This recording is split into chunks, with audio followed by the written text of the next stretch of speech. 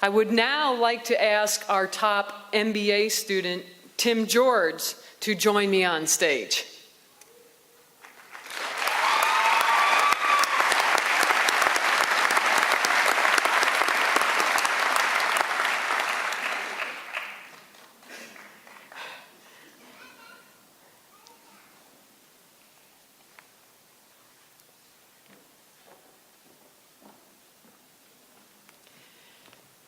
Tim graduated from the Wharton School of Business in 1992 with degrees in finance and political science. Yes, they do have an undergraduate program.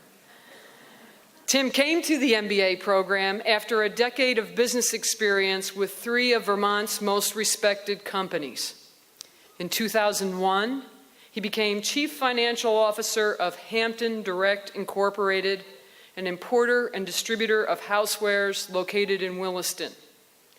The firm's annual revenues have skyrocketed 345% since Tim joined the company.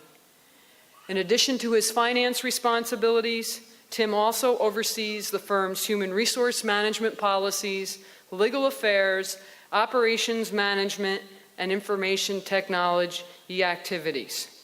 It is with great pleasure that I present to you Tim George.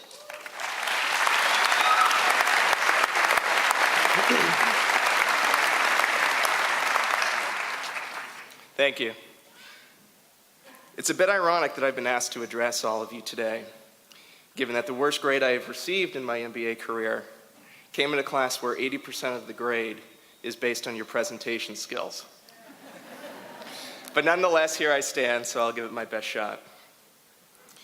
While undergraduates are generally thankful for the financial sacrifices that their parents have made to make this day possible, for us graduate students, our debt is not measured in terms of money, but rather in terms of time. Our significant others, spouses, family, have made the sacrifice of giving up many Saturday nights on the town and many Sunday afternoons at the playground to make this day possible.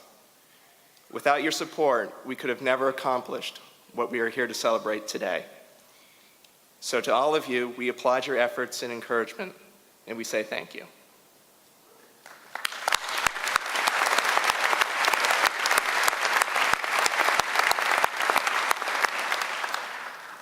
To the undergraduates, I wish you the best as you head off into the business world. When I received my degree a decade and a half ago, many of my classmates headed off to Wall Street to work crazy hours and make great salaries. One of my best friends got a job in the municipal bond department at Merrill Lynch, and I would get emails at 2:30 in the morning on a frequent basis. I never knew muni bonds could be so captivating, but there you go. I instead chose to come back to my home state of Vermont, and I just happened to find this little company which had an unusual, may I say crazy, business plan of selling stuffed animals at $80 a piece over the radio. The financial side of the business was a little unstructured too. The longest out cash flow model they had was about 4 weeks, and they called it the 1-2-3 report because it was the only Lotus 1-2-3 spreadsheet that the company even used. A lot of my friends back at Penn used to wonder what the heck I was doing, jumping into that situation. But instead I chose it as seeing a blank canvas upon which I could paint the knowledge that I had acquired. Many of you know how the story of the Vermont Teddy Bear Company turned out. And as for me, I rode through all the twists and all the turns and all the CEOs they've ever had, and finished up as its director of finance. And similarly for you undergraduates, your future career path will largely be determined by the effort you put forth and not the ranking of your employer in the Fortune 500. So for all of you who are envious of your friends who are off to Boston or New York out there, and who are, boy, I wish I could have got something better. Just remember to put your best effort forward, and you'll be all right. In the words of Robert Frost, 2 roads diverged in a wood, and I took the one less traveled by, and that has made all the difference.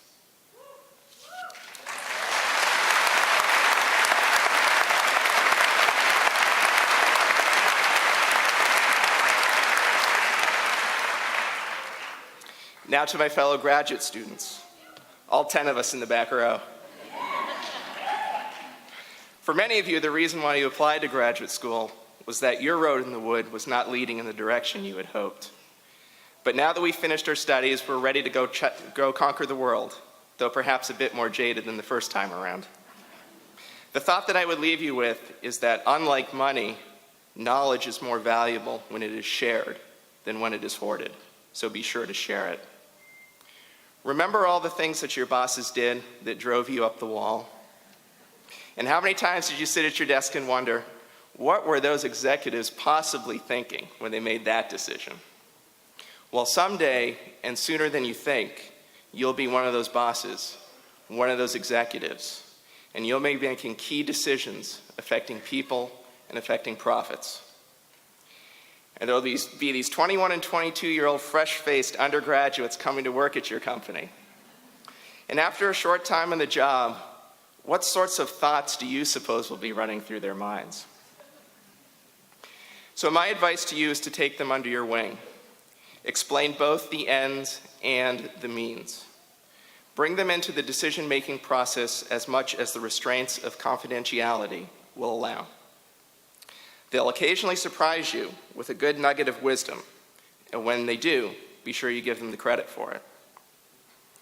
If you're staying local, try also to give back to UVM.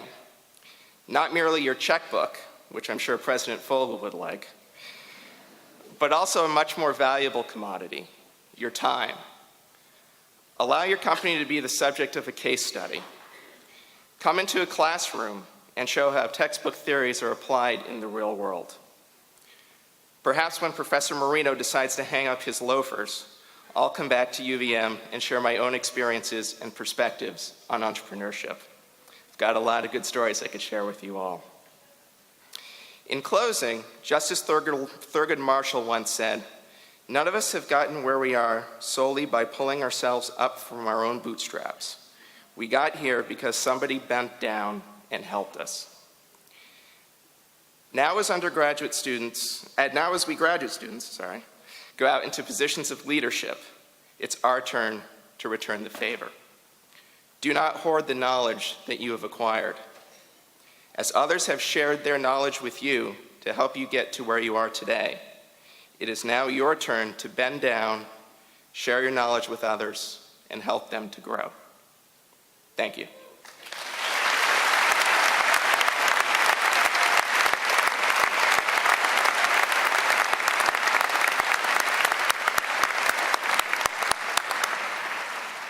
Thank you, Tim.